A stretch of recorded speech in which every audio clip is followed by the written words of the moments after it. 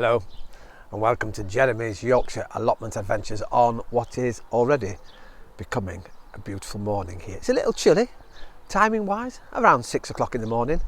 The traffic started, the birds have been singing while I've been down here.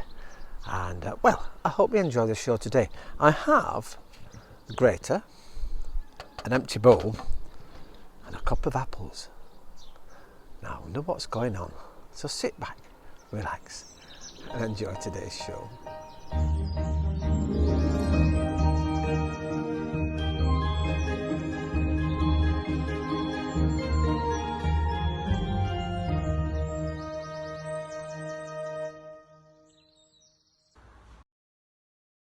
Well, here I am with the finished result, and you're probably thinking, what's he doing now? Well, I had the grater, of course, and I had my apples, and well, here me grating the apples if you've never seen it before.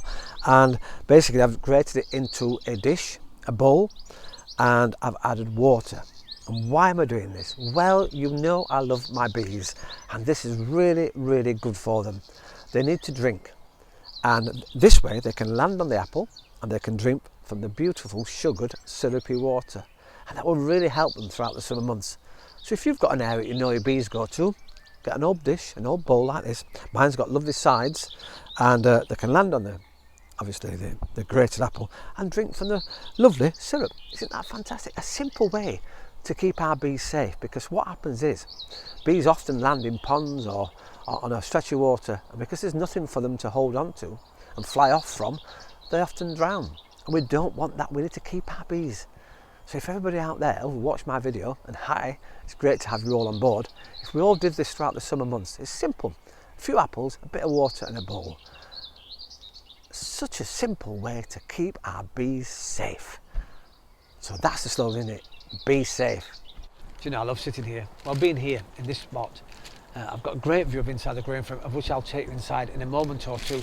And of course we've got the greenhouse here. At the moment, not much happening in the greenhouse, but now's the time that I'll start planting things out. Speaking of planting things out, I was in another garden centre and they've reduced their, well, these are Albert Bartlett, but I've never had these before. These are called Vivaldi potatoes, and it says that they're great for boiling, baking, steaming, mashing, roasting, so everything. And we get 5 potatoes in here, and look what's happening. They've chittered really well, and guess what? They were 75p. Yes, reduced to 75p, can you believe it? And I've got 5 of these seed potatoes.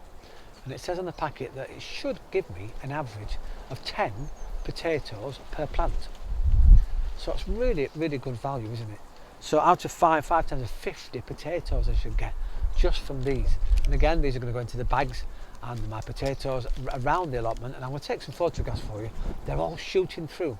And finally, the ones that have been in here, well, it seemed like forever, in the mini greenhouse, they're coming up now. But the ones in the top grain frame, they're coming up too.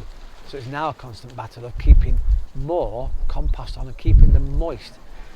Because they're bags, they get really dry really quickly, so we're going to have to keep them lots of moisture in there to help the potatoes grow. Well, the preparation work has begun here in the fully covered Polytunnel. And we used it last year to great success, and I'm yet again going to put in here cucumbers and tomatoes and beetroot in the bottom sections.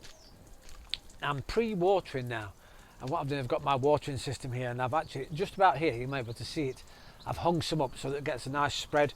The others are dripping into the ground, and I'm doing the same at this side also, and that'll run for an hour or so. Today I'll swap it over and put it this side and do the same that side.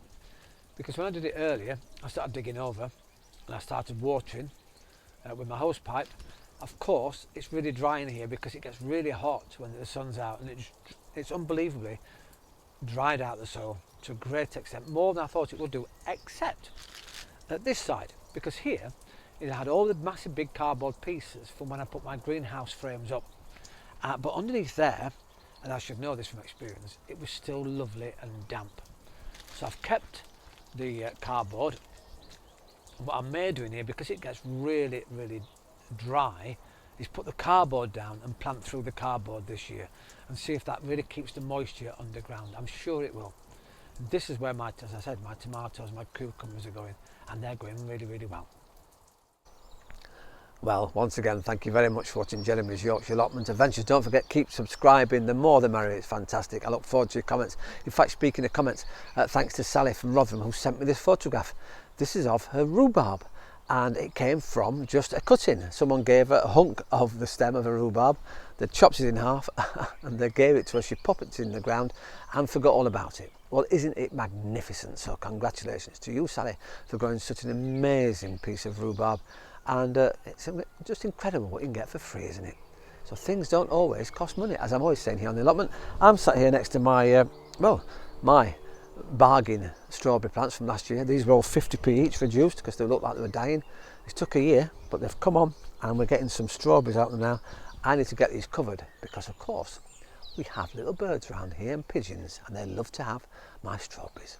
Well, I'll see you next time on Jeremy's Yorkshire Allotment Adventures. Ta-ra for now.